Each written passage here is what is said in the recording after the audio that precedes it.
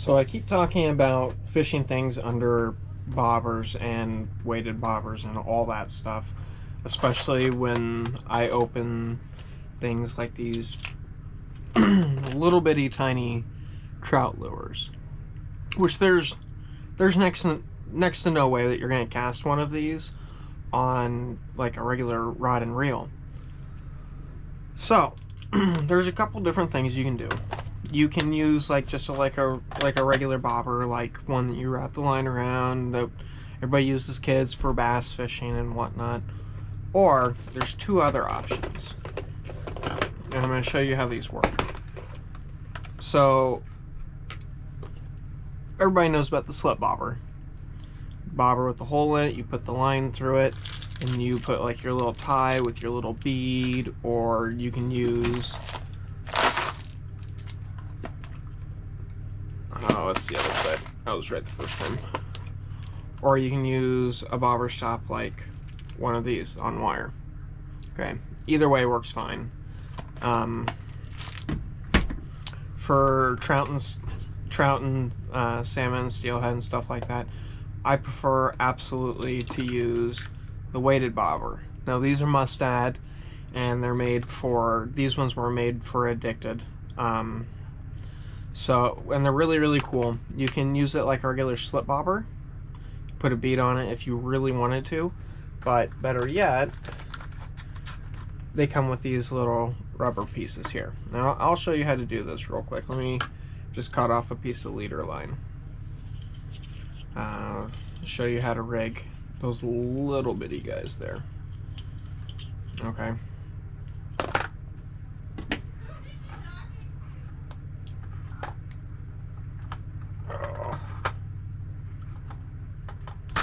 Oh, these pliers aren't that great. So what you're gonna do is you're gonna slip your line. Well, hold on, I screwed that up. First, you're gonna imagine this as your line. So you're gonna slip the first rubber keeper on. Then you're going to slip your bobber on. Okay. Set it to whatever height-ish you want. Lick the top of the bobber. And then just really lick the top of the bobber there. Or get it wet with river water. Either way, it's fine. Slip that up there. Locks it down. You take another one. Lick the bottom of your bobber again. And then slip the other rubber keeper on it. Don't necessarily have to have the other rubber keeper, but it really helps keep it all in line. So you just gonna slip it on there, pull your line, push that on there like that, and voila, weighted bobber on the line. Doesn't move, anything like that. Now, using a static bobber like this is really nice because you can set your depth really easily and it won't change. The downside is if you're fishing for like deeper holes or something like that, you have to throw like a 3 or 4, maybe even 6 foot leader line below the bobber. That can be kind of tricky, but typically for steelhead and salmon you have a longer pole anyway, but if you're fishing for trout, that might be kind of hard when your leader line is almost as long as your pole. So sometimes if I'm fishing like that, instead of using the weighted bobber, which is really easy to cast, I'll tie in a regular slip bobber. And I think we all know how to do that, but I'll go ahead and put one of those on a little piece of leader line here so you guys can see exactly what I'm talking about. So you got your main line. I should stop calling it leader. You got your main line.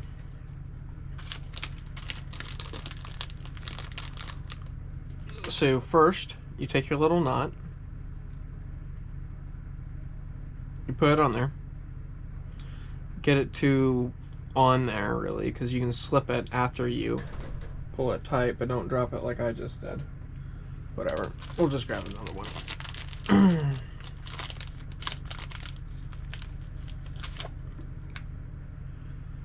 It's another reason why these are kind of a bit of a pain, is before you tighten it down, they fall off kind of easy. So you're gonna pull the tube.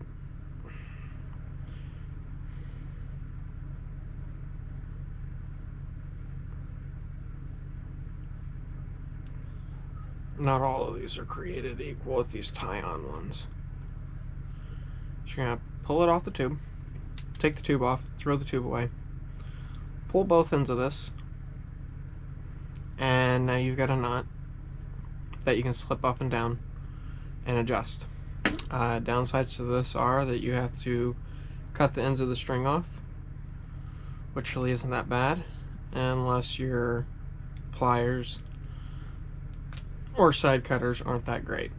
And it will fray and get poofy when it goes through your eyelets on your pole. But the upside is you can fish a moving bobber versus a fixed bobber, like the weighted one. Come on. Nope, almost. Anyway, you get the idea for that one. And then you just take a bead, which these always come with a whole pile of beads. Slip it onto there. Desired depth, whatever you want. And then you put it through the bobber.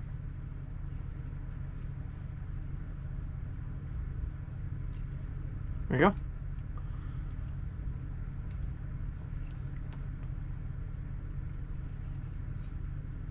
Move this up a bunch. Oh yeah, that's another really important thing. So this kit that I bought, it was super cheap. The bead can slip over that, over the little knot, but it does the trick.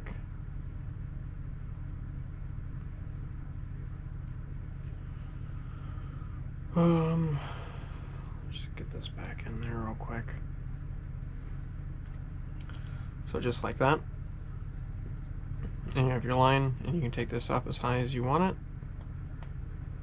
Wherever. Remember to cut the little extra bits off. So, but I usually, if I'm going to go the slip route and I don't want to mess with the strings, I just use... It's fine to use just regular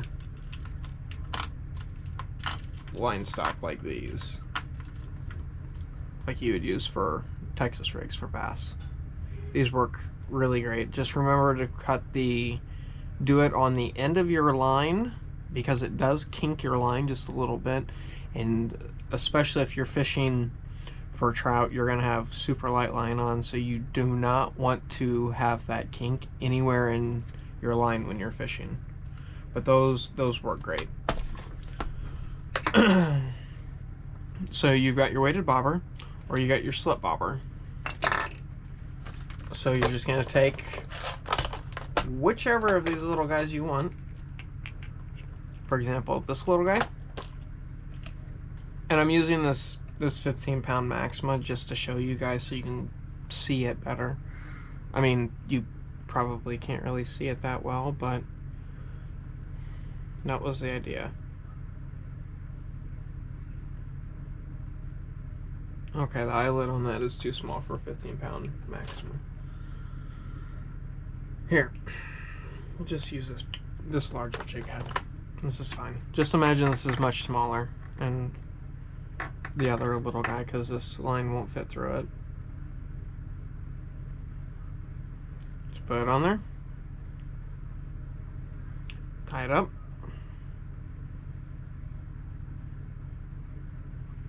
I just use a regular fisherman's knot, nothing special for this part.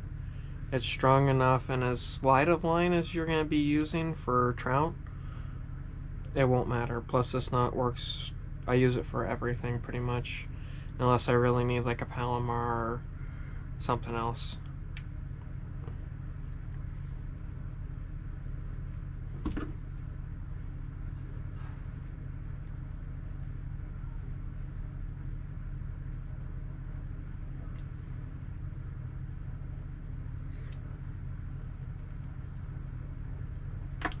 Well, I'm just starting to believe the side cutters on those aren't worth anything.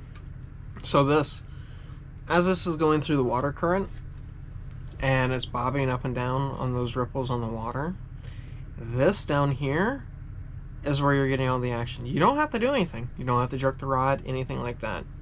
But after you cast this out, or you cast this out, what you're going to want to do is you're going to want to either leave, if you're using a bait caster, leave the spool free, or if you're using a spinning reel, you're going to want to leave the bail open and you're going to want to maintain your line so that it's not tight, but it's not too loose and you're not putting too much line out, and you don't want your line to be ever on the downstream side of your bobber. Or no, I have that backwards. You want to keep it downstream side of your bobber, so there's kind of a loop. So when your bobber starts to go down, what will happen is when you watch it start to go down, slam the bail shut and then set that hook, or just start reeling if you're using a bait caster. So that way you have the most natural presentation possible for whatever little bait that you got on the bottom. And doing it this way, it'll allow you to cast any of these little guys. That little guy right there, you'll be able to cast easily. That little guy, anything. Because essentially at this point, like, you're no longer casting whatever tiny little jig or tiny little like morsel that you put out there or fly that you put out there. You're just casting the bobber, or in this case you're still casting the bobber.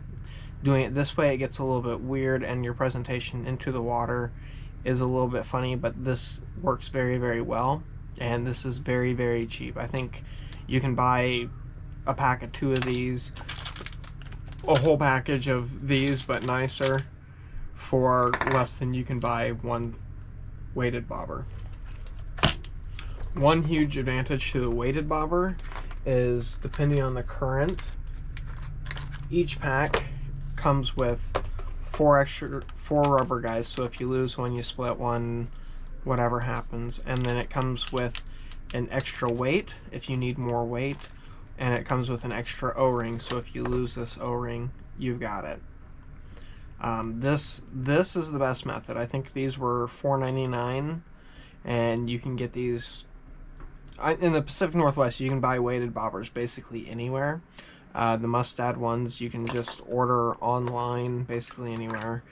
I've got orange ones and I got the yellow ones. Depending on time of the day, what's going to be easiest to see and what's easier on the eyes. Bright sunlight, obviously this is not the plan, but in low light conditions this is perfect. All the rest of the time during the day, if it's cloudy or whatever, this is terrific. And then don't even limit yourself to that's the only thing you can fish underneath a weighted bobber. You can fish big worms underneath it, like this steelhead worm here. You can fish jigs like that underneath it because it's giving you all the action that you need for this to go through the water. Depending on how fast your water is moving, the bobber will actually slow down just a little bit. So if you're wanting to fish something like a small inline spinner, I've still got those. The one from earlier, the video I just shot. Apparently I don't. Smaller inline spinners. Obviously you're not going to be able to fish something like this guy behind that. You might be able to if you can get that blade to turn, or if it's like a Colorado blade, that'd be perfect. Now, let me grab one thing out real quick that I completely forgot about.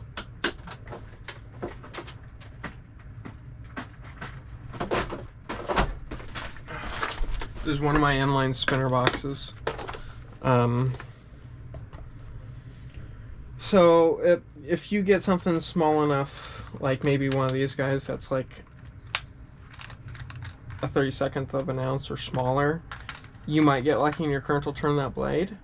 However, this whole strategy works really, really well. Wow, can I get them apart? Yep. With these. This is what's called a Joe's fly. These are super, super neat. So it's essentially a fly on a spinner, making an inline spinner. Now this blade turns with absolutely no effort, but this also weighs absolutely nothing, so you can't cast it. If your water's moving fast enough with the undercurrent, you can get that blade to turn and this to sit under your bobber.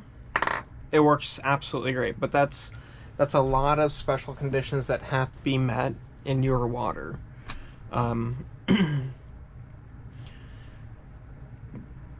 Yeah, otherwise with a Joe's fly, typically you have to put a split shot about 6 inches in front of it or so you can cast it, and varying on what size split shot you use, smaller to larger will decide where it goes in the water column, because this has absolutely no weight.